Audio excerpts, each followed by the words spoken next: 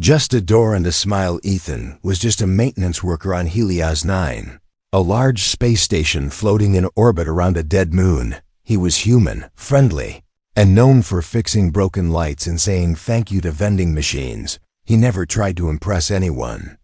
Never thought of himself as special, but he had a habit, a very old Earth habit.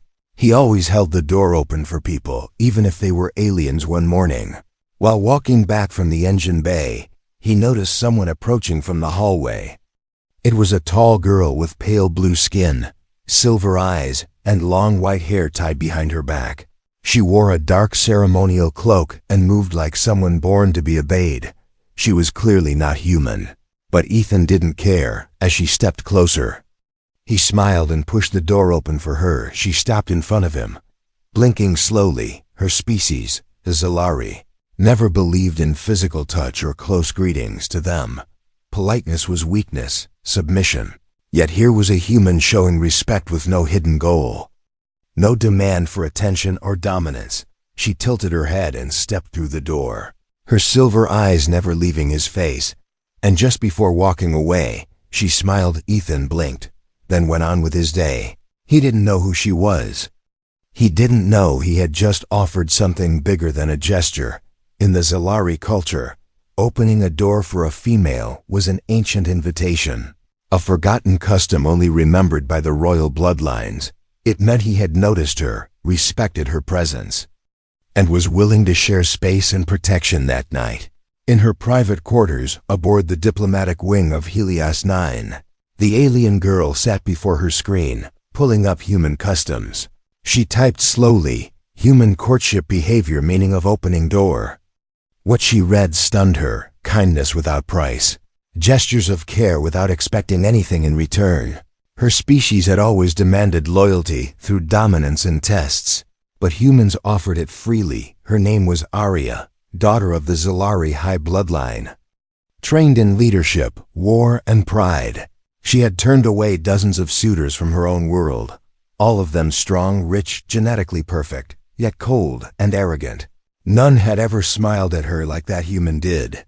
None had shown her warmth for no reason. The next day, Ethan saw her again near the reactor hall. She was standing near a window, pretending to read something on her data slate. He nodded at her as he passed. She didn't speak, just followed him silently with her eyes. And when he stopped by the food dispenser, she was already behind him, waiting. She didn't need food from there. She didn't even eat human meals, but she waited anyway. Ethan handed her a protein bar out of habit. She took it gently, looked at it, then at him, and whispered something he couldn't understand in her language. Then she walked away again. For the next 3 days it continued. She appeared near him, always at a distance, always watching but never interrupting. Ethan mentioned it to his friend Juno, a security officer, who laughed and said, "Maybe she likes you." "Man, aliens have weird ways of flirting. Be careful or you'll be married before you know it." Ethan laughed too, not knowing how close to the truth that was in her quarters. Arya began studying his movements, his work schedule, the places he visited, the way he talked to others. She found recordings of him fixing an old ventilation shaft while singing to himself, another where he helped a child from the avian race who had dropped their books. She started saving those clips. She didn't understand it at first, but she began dreaming about him, about their hands touching, about walking beside him with no guards, no rules, just the two of them beneath stars. Her heart felt strange, warm but restless. It was a feeling she had never known before. Her ancestors called it the joining spark. Something rare and sacred. Late at night, she carved a gift from crystal, shaped like a spiral flame, a symbol of connection in her culture. She placed it outside his cabin door without being seen. The next morning, Ethan found it and assumed it was some kind of alien decoration. He placed it on his shelf and forgot about it. But when Arya walked past and saw it in his room through the open door, her eyes widened. To her, it meant he had accepted. The signal was complete. She sat alone in the observation deck that night, heart beating faster than ever, and whispered to herself in Zalari, "He does not know what he has started, but I will teach him gently, and he will understand." She looked out at the stars and smiled again, just like she did when he first held. The door opened, because now in her heart, one thing was certain: that human belonged to her. And only her. Now everything would begin. She started watching me closely. Ethan had no idea what he had triggered by holding that door open, but something had changed. Something silent, yet deep, had taken root, and now it was following him everywhere. Or rather, she was there again, standing just outside the maintenance bay, pretending to look at a wall panel. But her eyes were on him, always on him. At first, Ethan thought it was just coincidence. Maybe the alien girl was curious about humans. Maybe she found their technology amusing or strange. He tried to ignore it, but her silver eyes never blinked. Her posture never shifted. She stood like a statue of calm and power, watching his every move like he was a puzzle she needed to solve. By the third day, Ethan had memorized her presence before he even saw her. He could feel it like a pulse on the back of his neck. He'd walk into the hydroponics lab and find her already there, near the plants. She didn't touch anything, didn't speak, just waited like she was studying how he breathed. He began asking around. No one knew much about her, not even her name, only that she was part of the Zalari diplomatic corps and was rarely seen outside of her private wing. Juno joked again, said maybe Ethan had a secret alien fan, or worse, a space princess looking for a husband. Ethan laughed nervously, not knowing how close that was to the truth. One evening, Ethan returned to his room and found something strange, a small object placed neatly outside his door. It looked like a piece of polished stone, but glowed softly in the center, a swirling silver light pulsing in rhythm. He picked it up carefully and placed it on his desk, thinking maybe someone lost it or left it as a gift from a different culture. But Arya was watching from a hallway camera, hidden in shadow. When she saw him take the crystal inside, her heart swelled. It was working. He had accepted her gesture. He didn't even know what it meant yet, but he had not rejected her. That was enough. In Zalari customs, placing a bonding token outside a future mate's dwelling was the first step. If accepted, it meant willingness to learn. The second step would be the offering of the soul. Question that night, she left another item, a small folded cloth with her family symbol burned into it. It was ancient custom, a silent message that said, "My blood accepts you." Ethan found it on the bench outside the engine room and stared at it confused. He asked Juno again, and the reply was half serious, half joking. "Maybe you should ask her directly if she's courting you, man. You're starting to collect gifts like a groom." So Ethan did something bold. The next morning, he waited by the door to the diplomatic wing. When she stepped out, her eyes widened in surprise, and she stopped, her tall form casting a long shadow over the metal floor. Ethan raised his hand in greeting and tried to speak him. "Ethan," he said, "you've been leaving things, I think. I don't understand them, but thank you, I guess." She stared at him in silence for a moment, then slowly took one step forward. She reached into her robe and pulled out a small device, tapping a button that translated her soft voice.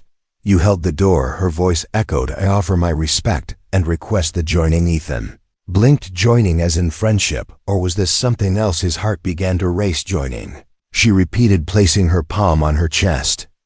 Then pointing at him, "I seek understanding through connection, through life bond. I chose you." "Wait," Ethan said, backing slightly. "I think there's a mix-up. I just held a door open. That's just something we do. It doesn't mean you are kind." She interrupted, strong, gentle. "Your aura is rare among stars. I watched you help the young, the weak, the old, with no demand for return. I watched and I knew." Ethan didn't know what to say. He had no training for this, no cultural book about what to do when an alien girl declares she wants to bond with you because you were polite. He rubbed the back of his neck and gave a nervous laugh.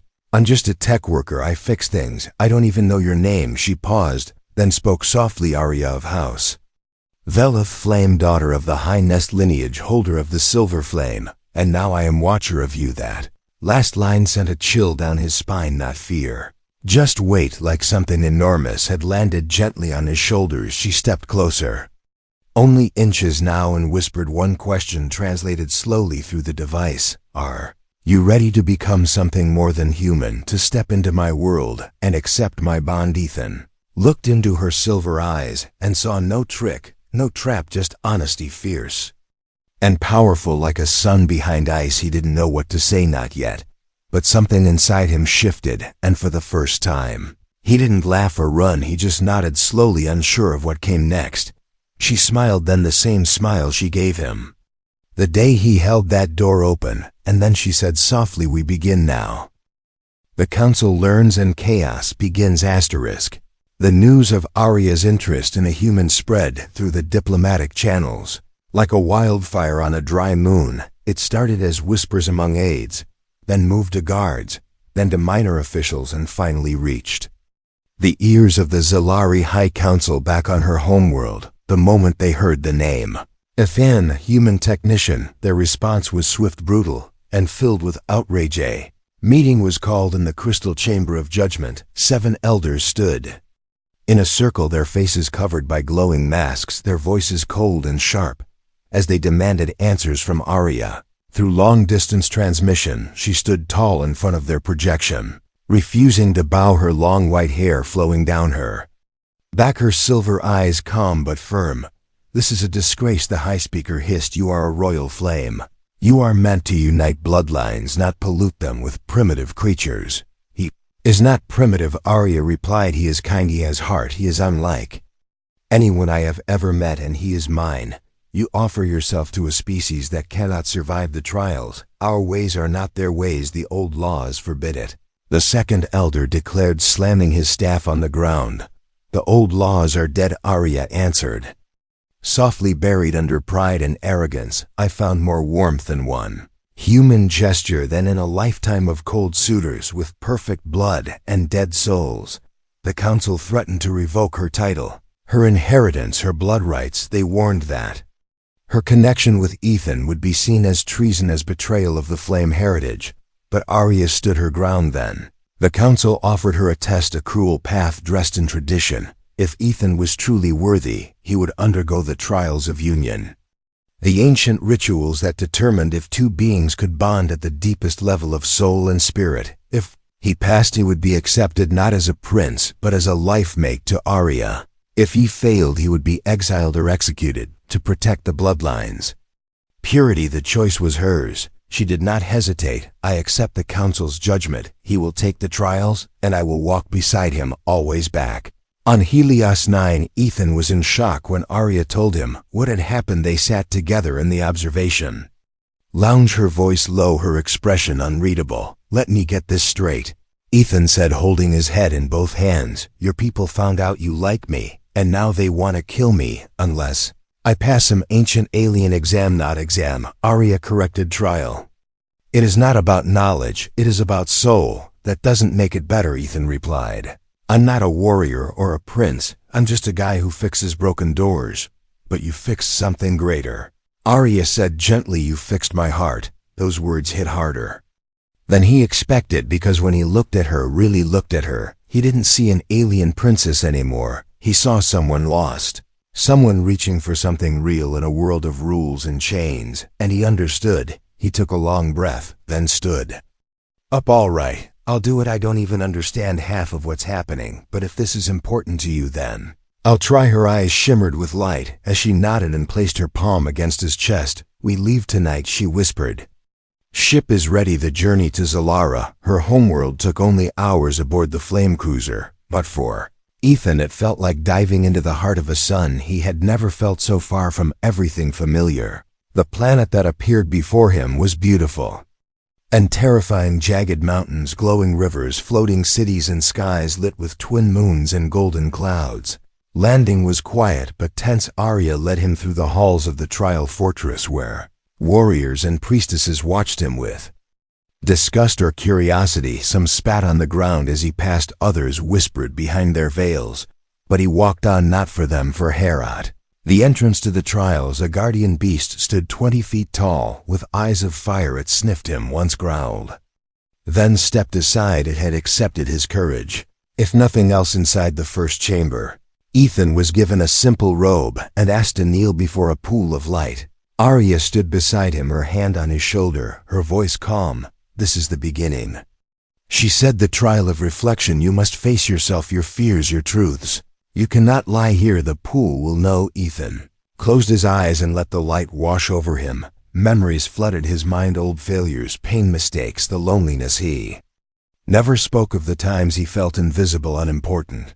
But through it all he held on to one thing, her smile. Moments she looked at him like he mattered, like he wasn't just another face in the crowd. That memory became his anchor. When the light faded, the room was silent. Then the pool turned from white to soft gold, a sign of passage. Arya smiled quietly and helped him stand. One trial done, many more to go, but already something had changed in the air. The whispers had grown softer, the guards less harsh. A human had taken the first step, and the stars were watching now. The trials of union began. The morning sun of Zalara rose like liquid fire across the sky, painting golden streaks across the glass ceiling of the trial fortress. Ethan stood in silence as Arya adjusted the ceremonial robe around his shoulders, her fingers brushing gently against his neck. Her face close but focused, she said nothing, yet her presence alone steadied him.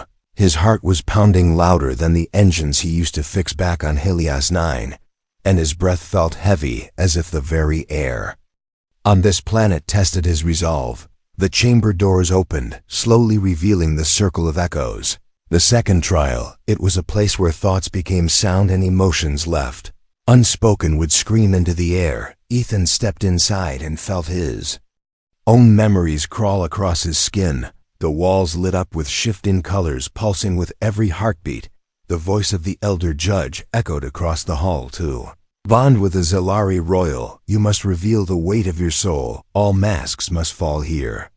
Your heart must be bare." Ethan stood alone in the circle while Arya watched from behind a translucent wall, her fingers pressed to the surface, as if trying to reach him. His mind began to slip, not in fear, but in force, as the circle pulled at his memories, each fear, each regret, thrown into the light. He saw himself as a child, alone in a quiet house, parents too busy to care, a teenager ignored in school, passed over in crowds, then a young man drifting across space, fixing broken machines, while feeling like one himself, until that day on Helios 9. When someone noticed him, not for his work, not for his status, but for who he was inside. He collapsed to one knee as the circle pushed harder, his vision blurred with tears that never fell, and he whispered softly, "I never thought I was enough, not for anyone." Chamber paused. The walls turned from violet to deep blue, a sign of sorrow accepted, not weakness but honesty, and the voice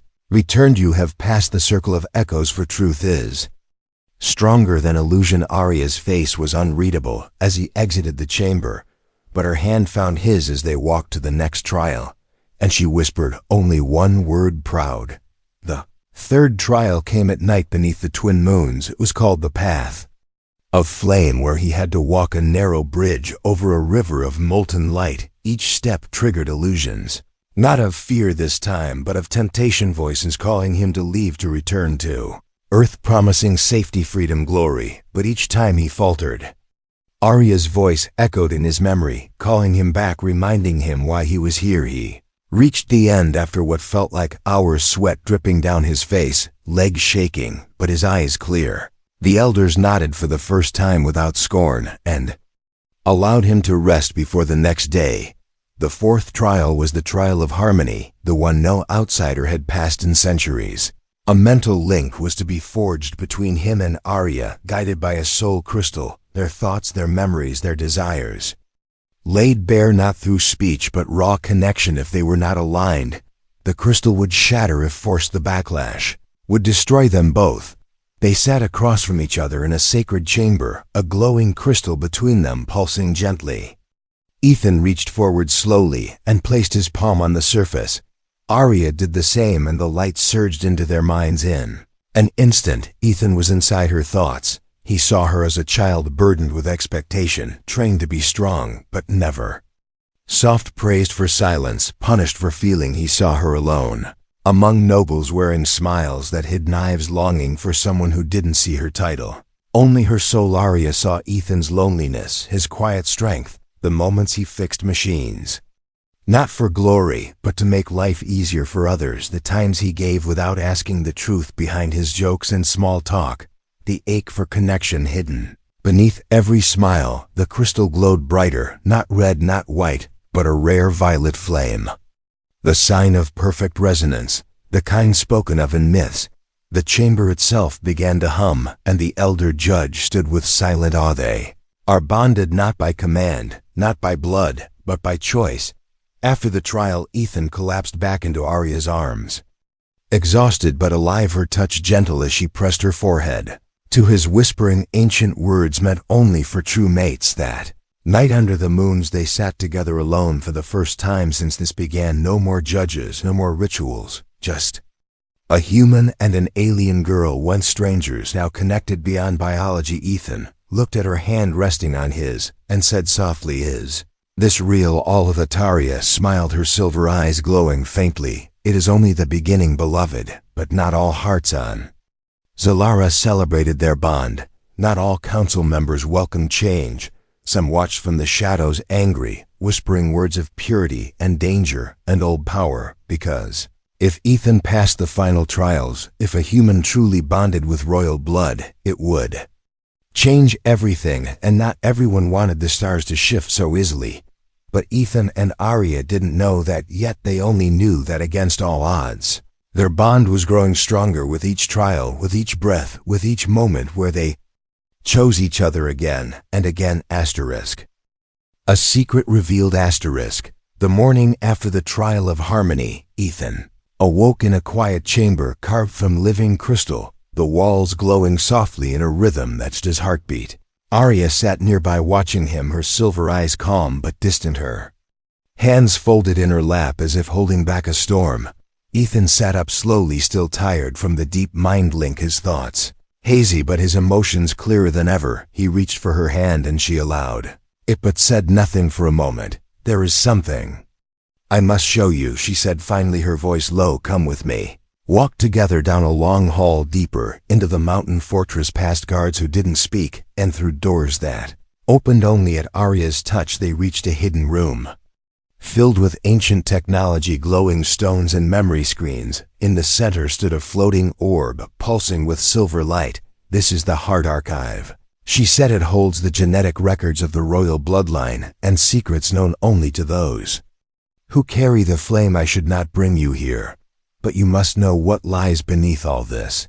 She touched the orb, and it came alive. Images danced around them, swirling data, genetic maps, ancient texts. One of the screens showed a figure that looked almost human, then another nearly identical to Ethan. "What is this?" Ethan asked, stepping closer, confused. "A century ago our bloodline began to fail," Arya said softly. "Our bodies, too refined, too perfect, became unstable. We started losing the ability to bear children, to bond properly. The elders called it the thinning." The images shifted, showing files labeled compatible species.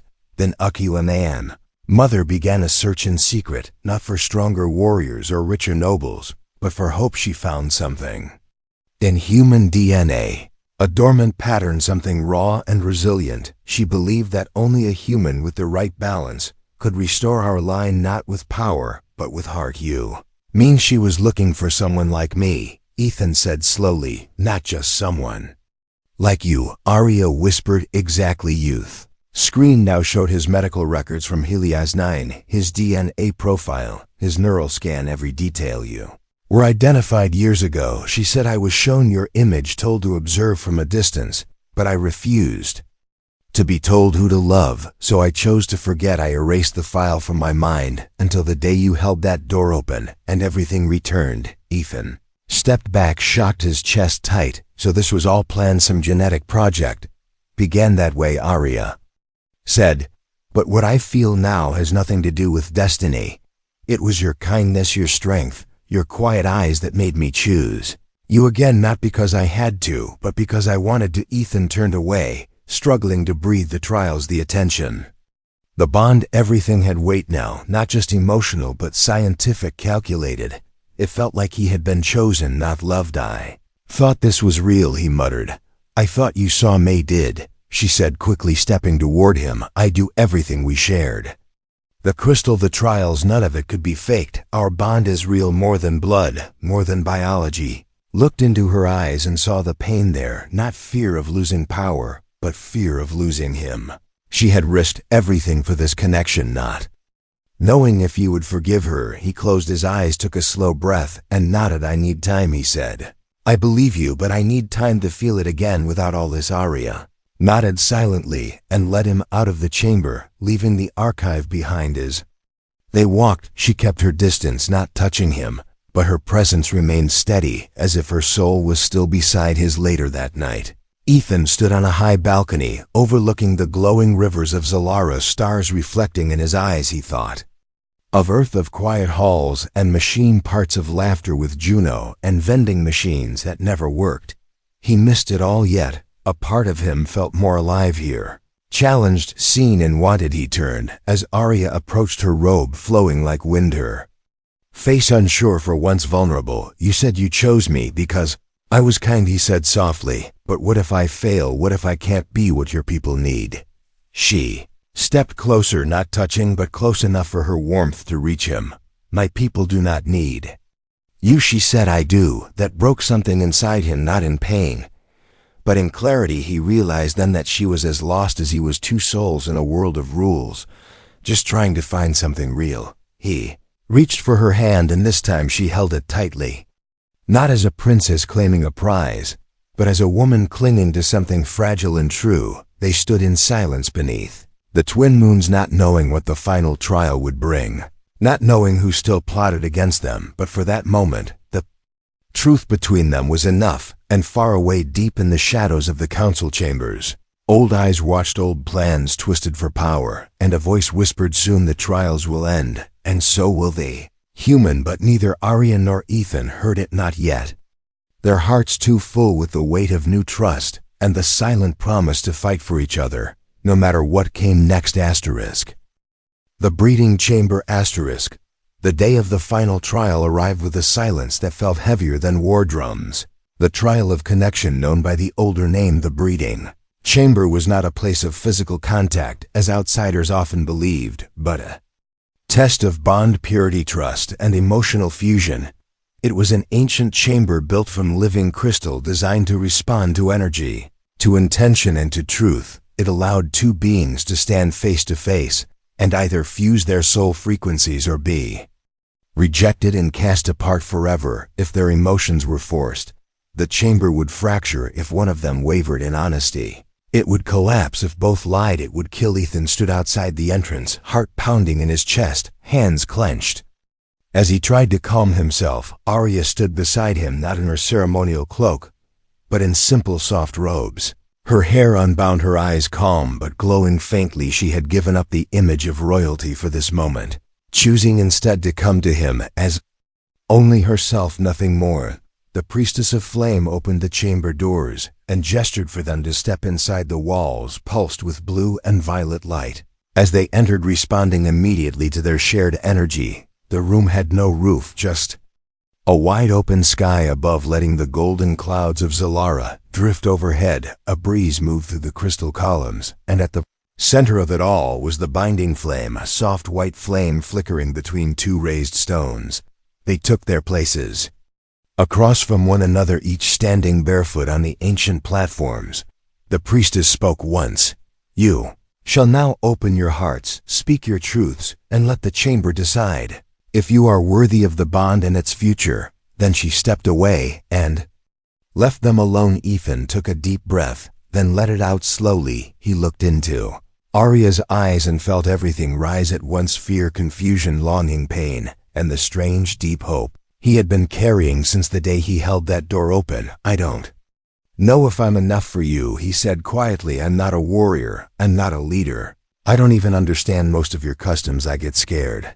I make stupid jokes when I'm nervous, and I'm still not sure how I ended up in this world. But I know one thing: every time I see you, my heart gets quiet, like it finally found where it's supposed to bait. Crystal beneath his feet began to glow softly. The flame in the center danced higher. Arya stepped forward, her voice soft but clear. I was trained to never feel, to never choose my heart over duty. I was raised among stone faces and cold rules and perfect blood, but none of them ever looked at me The way you do, like I'm more than my title, more than my strength when you held that door. I saw kindness for the first time, not power, and in your silence I found music. Her side of the platform, lit with the same glow, the flame turned from white to gold and flickered, faster, reacting to their truth, but the moment trembled as a sudden shadow crossed the chamber from above, a council ship, hovering without warning, unseen by the priestess below. Ethan flinched as a beam of dark light struck the side of the platform. It cracked slightly, and the energy rippled dangerously. Arya turned sharply, her voice rising. No interference was allowed. This is sacred. But it was too late. A cloaked figure descended fast, landing at the edge of the chamber. A high noble of the council, his eyes burning with hatred, his voice cold. The trial ends now. I will not allow a human to stain the blood of flame. Ethan stepped in front of Arya. Without thinking, his arms spread as the noble raised a weapon, glowing with disruption energy. But before the blast could reach him, the chamber itself pulsed violently. Responding to his selfless action, the flame surged into a beam of pure light, wrapping around both Ethan and Arya, lifting them slightly into the air. Noble's weapon vanished, the energy devoured by the binding flame, and the chamber let out a sound like 1,000 voices singing in harmony. The light faded slowly as Ethan and Arya floated back to the ground, still hand in hand. Priestess stepped forward, eyes wide with awe. It is done. The bond is true. The chamber has chosen. The walls pulsed with a final wave of light, and the crack left by the attack sealed itself as if the chamber itself had accepted their struggle as part of their truth. The council ship retreated slowly. No more weapons fired. Arya turned to Ethan and placed her forehead to his, her voice shaking now with emotion. You could have died for May. Didn't even think. I just knew I couldn't lose you, he whispered then. The stars themselves witness our joining, she said, and pressed a silver crystal into his hand. The mark of bonded mates.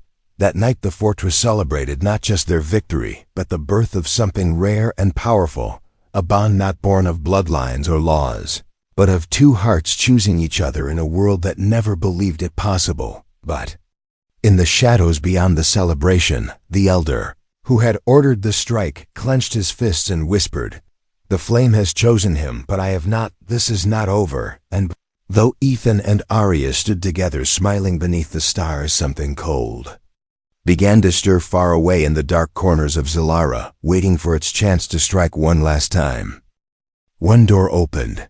Many lives changed. The days following the final trial were filled with a strange kind of peace and cautious celebration. The Zalari had not seen such a bond in generations, especially not when formed with an outsider, and yet the binding flame had spoken, and no one could deny it, not even the elders who had once threatened Arya's future and Ethan's life. The chamber had chosen, and the stars had witnessed it. But even as music echoed through the mountain halls and flame dancers performed in the skies above the fortress, Ethan knew the war was not fully over. Something unseen still lingered in the air, like the final tremor. Before an aftershock, he stood on a balcony, watching the twin moons drift slowly across the horizon, his fingers brushing the edge of the silver bond crystal. Arya had given him it, now hung from a chain around his neck, warm against his skin.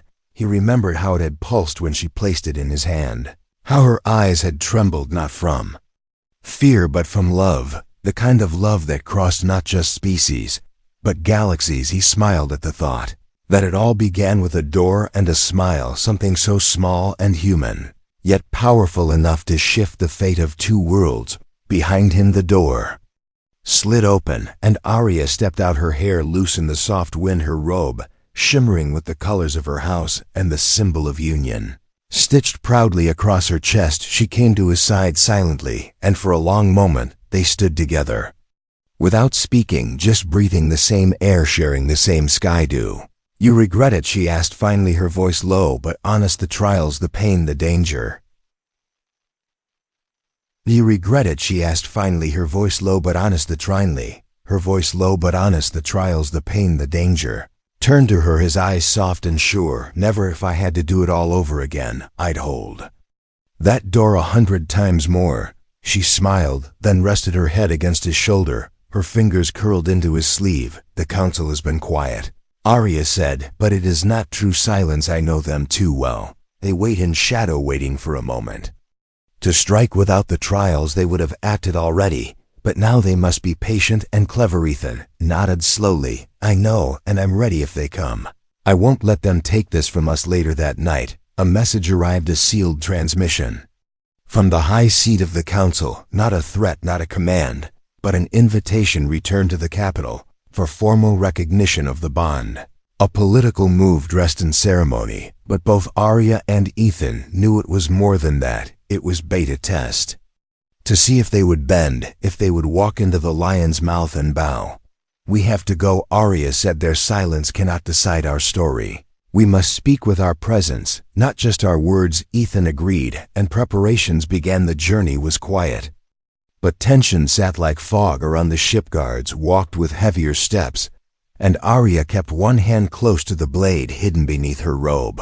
Even though she was now bonded, her enemies had not vanished. They had simply grown more dangerous. When they arrived at the capital, the city was silent. Thousands gathered in the great plaza, not cheering but watching, waiting to see what would happen. The grand stairs rose before them, lined with elders dressed in robes of fire and gold, the same ones who had tried to erase Ethan from history, now forced to acknowledge him by sacred law. As they walked up hand in hand, Ethan felt the weight of every step, but he held his head high, remembering the trials, remembering her eyes, when she chose him, not because she had to, but because she truly wanted to. At the top they stopped before the grand flame, the eternal fire of Zalari unity, and waited.